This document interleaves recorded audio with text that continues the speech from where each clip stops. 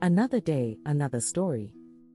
Nefertiti, flourished 14th century BCE, Queen of Egypt and wife of King Akhenaten, formerly Amenhotep IV, reigned circa 1353 to 36 BCE, who played a prominent role in the cult of the sun god known as the Aten. Nefertiti's parentage is unrecorded, but, as her name translates as a beautiful woman has come, early Egyptologists believed that she must have been a princess from Mitanni, Syria. Welcome to Tabo Eminent Channel. There is strong circumstantial evidence, however, to suggest that she was the Egyptian-born daughter of the courtier A, brother of Akhenaten's mother, Taib. Although nothing is known of Nefertiti's parentage, she did have a younger sister, Mutnojmet. Nefertiti bore 6 daughters within 10 years of her marriage, the elder 3 being born at Thebes, the younger 3 at Akhenaten, Amarna. 2 of her daughters became queens of Egypt. Nefertiti was an ancient Egyptian queen and the great royal wife, chief consort, of Akhenaten, an Egyptian pharaoh of the 18th dynasty. Her name, which means the beautiful one has come, is one of the most recognizable in Egyptian history. She and Akhenaten are best known for their religious reforms and the establishment of the cult of Aten, the sun disk. Nefertiti's exact origins and lineage are still debated among historians, but it is widely believed that she was born in the town of Akhmim, in Upper Egypt. She played a significant role in the religious and artistic developments of the time, and she was portrayed in art with a distinctive style that emphasized her beauty and elegance. The famous bust of Nefertiti, discovered in 1912 by German archaeologist Ludwig Borchardt, is one of the most iconic pieces of ancient Egyptian art, and is now housed in the Neues Museum in Berlin. The period of Akhenaten's rule and the prominence of Nefertiti are known as the Amarna period. After Akhenaten's death, Nefertiti's fate is uncertain, and some theories suggest that she may have briefly ruled as a pharaoh in her own right under the name Nefertiti. However, there is no conclusive evidence, and her ultimate fate remains a mystery. The legacy of Nefertiti and Akhenaten's reign lies in their attempts to reshape Egyptian religion, moving away from the traditional polytheistic worship to the exclusive veneration of the Aten. Their actions had a significant impact on Egyptian art and culture during the Amarna period. Here are some more details about their reign and legacy. Religious reforms. Akhenaten, originally named Amenhotep IV, ascended to the throne around 1353 BCE. Early in his reign, he introduced radical religious reforms by elevating the sun god, Aten, as the supreme deity. He ordered the closure of traditional temples and the construction of a new capital city, Akhenaten, modern-day Amarna, dedicated to Aten. This was a departure from the polytheistic religious practices that had been followed for centuries. The royal family, Nefertiti played a crucial role in Akhenaten's religious and political initiatives. She was not only his queen but also a prominent figure in the Aten cult. The couple had 6 daughters, and depictions from the time show the royal family participating in religious rituals and the celebration of the Aten. Artistic style. The art of the Amarna period is characterized by a departure from traditional Egyptian artistic conventions. Nefertiti, in particular, was portrayed with a new, more naturalistic style. The famous bust of Nefertiti, discovered in Akhenaten's workshop at Amarna, is considered a masterpiece of Egyptian art, and is admired for its grace and beauty. Possible reign of Nefertiti. After Akhenaten's death, his successor was his son, Tutankhaten, who later changed his name to Tutankhamun. There is speculation among historians about Nefertiti possibly assuming the throne under the name Nefertiti. Some theories suggest that she ruled for a brief period, but the evidence is inconclusive and the details of this potential reign remain unclear. Decline of the Aten cult. The religious reforms of Akhenaten faced opposition, and after his death, his successors, including Tutankhamun, returned to the traditional Egyptian religious practices. The city of Akhenaten was abandoned, and the worship of Aten declined. Mystery surrounding Nefertiti's end. The fate of Nefertiti after Akhenaten's death is uncertain. Some theories propose that she outlived her husband and may have ruled independently, while others suggest she disappeared from historical records. The lack of conclusive evidence has led to various hypotheses and debates among scholars. The reign of Nefertiti and Akhenaten left an indelible mark on ancient Egyptian history, influencing art, religion, and political structures during the Amarna period. Despite the mystery surrounding Nefertiti's later years, her beauty and the artistic legacy of the era continue to captivate historians and enthusiasts alike. Women in power.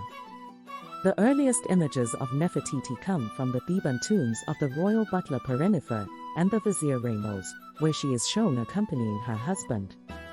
In the Theban temple known as Hwt Benben, mansion of the Benben stone, the Benben was a cult object associated with solar ritual.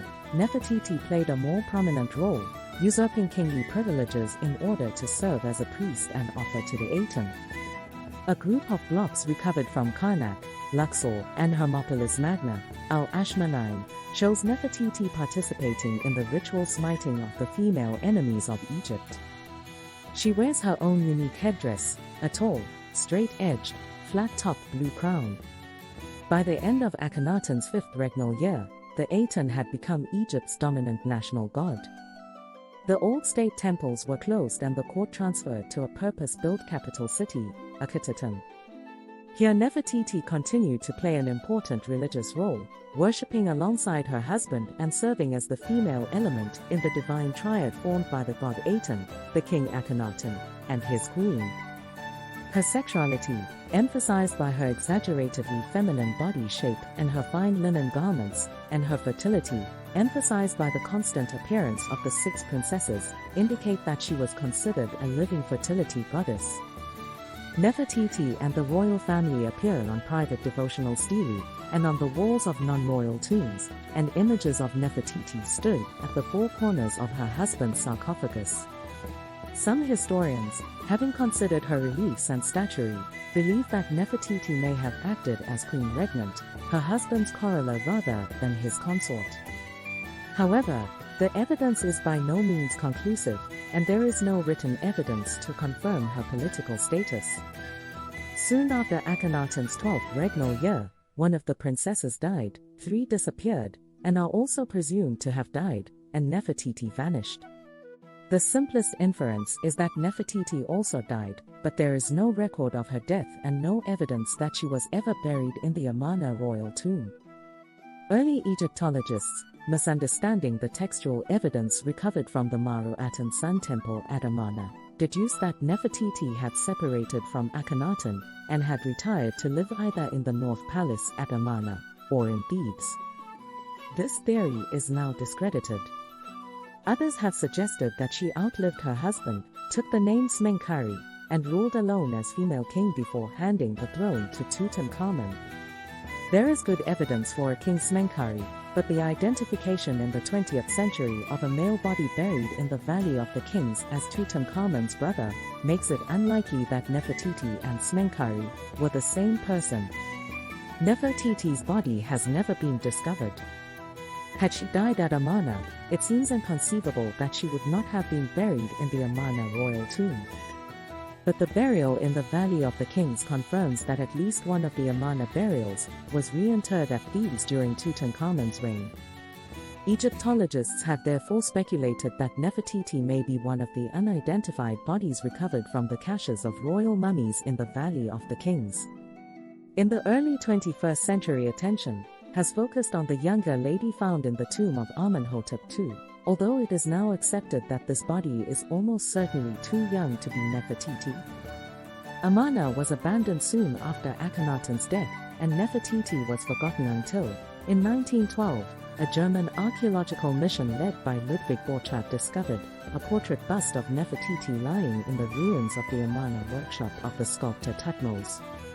The bust went on display at a museum in Berlin in the 1920s and immediately attracted worldwide attention, causing Nefertiti to become one of the most recognizable, and despite a missing left eye, most beautiful female figures from the ancient world. The mystery of Nefertiti's end. The fate of Nefertiti after the death of Akhenaten is one of the most debated aspects of their story.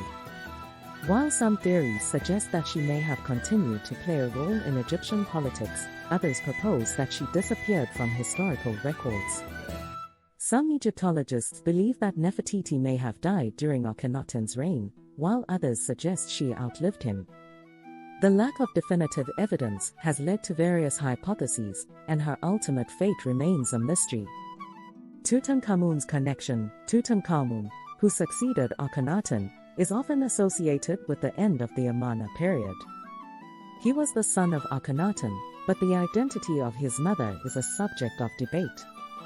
Some scholars propose that Nefertiti was Tutankhamun's mother, while others suggest a secondary wife, possibly Kia, as his mother. The famous burial mask of Tutankhamun, discovered in his tomb in the Valley of the Kings, has heightened the intrigue surrounding this period. Smenkhare and Nefertiti. Following Akhenaten's death, there appears to be a complex interplay of rulers, with some suggesting that Nefertiti assumed a new identity as Nefertiti and possibly ruled alongside a co-regent named Smenkhare. The precise relationships and reigns of these individuals are not well documented, and there are various interpretations regarding the historical timeline and power structures during this transitional period. Restoration of traditional religion. Tutankhamun is credited with restoring traditional Egyptian religious practices after the Atenist reforms of Akhenaten.